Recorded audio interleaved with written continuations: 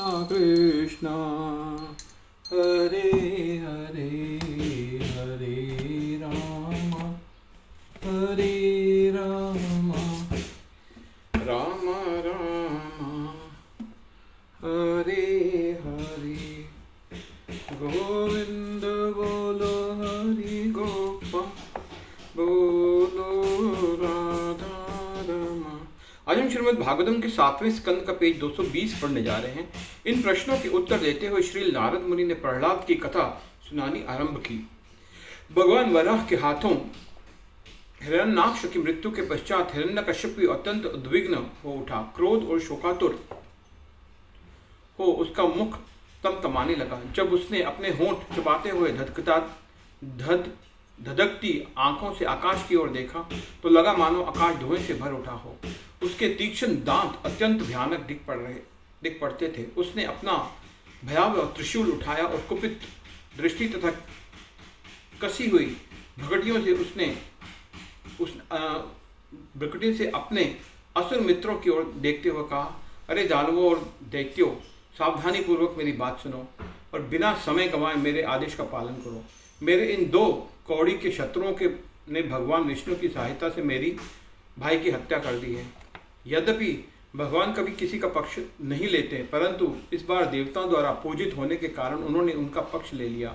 जिस प्रकार एक शरारती बच्चे को छोटे खिलौने से वश में कर लिया जाता है, उसी प्रकार देवताओं की पूजा से प्रसन्न भगवान विष्णु ने अपने समभाव को त्याग कर दिया और अपने भक्तों को प्रसन्न करने के लिए माया के वशीभूत होकर शूकर रूप में अवतार लिया। अब मैं अपने इस त्रिशूल से भगवान विष्णु का सिर काटकर ही सांस लूंगा। उसके रक्त से अपने भाई को तिलांजलि देकर ही उसकी आत्मा को प्रसन्न करूंगा। इस प्रकार अपने भ्रातृ ऋण से मुक्त होकर मैं मेरे मन को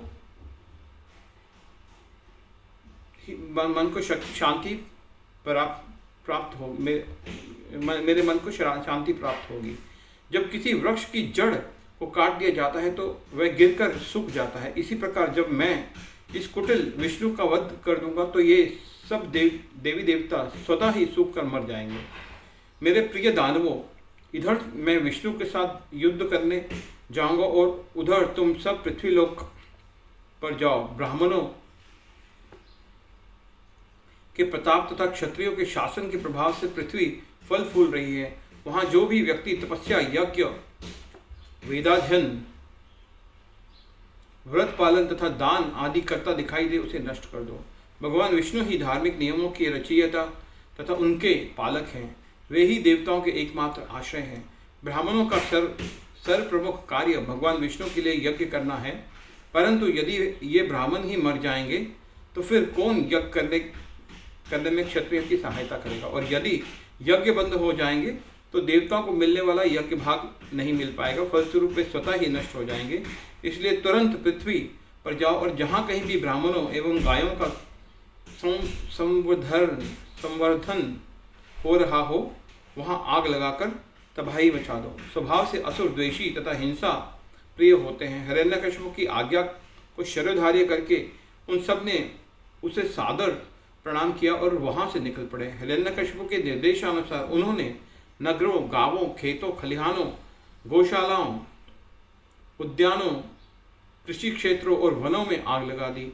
उन्होंने ऋषि मुनियों के आश्रमों, ग्वालों के गांवों तथा सरकारी राजधानियों को भी नहीं छोड़ा।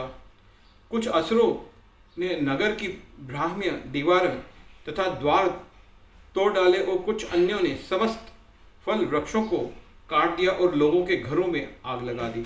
चारों ओर त्राही मच उठी। स्वयं को इस आपदा से बचाने के लिए लोगों ने यज्ञ, धर्म आदि से संबंधित सब कार्य बंद कर दिए। इन कार्यों के बंद होते ही देवताओं को यज्ञ भाग मिलना बंद हो गया, जिससे वे उद्विग्न हो उठे।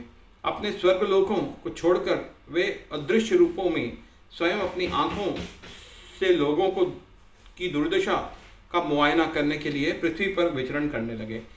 इसी बीच अपने छोटे भाई हिरण्याक्ष का अंतिम संस्कार करने के पश्चात दुखी हिरण्यकश्यप अपनी माँ दिति, शकुनी, शंबर्क एवं वृक सहित अपने भतीजों तथा अपनी भाभी वृषभानु को संतावना देने लगा। हरे कृष्णा कृष्ण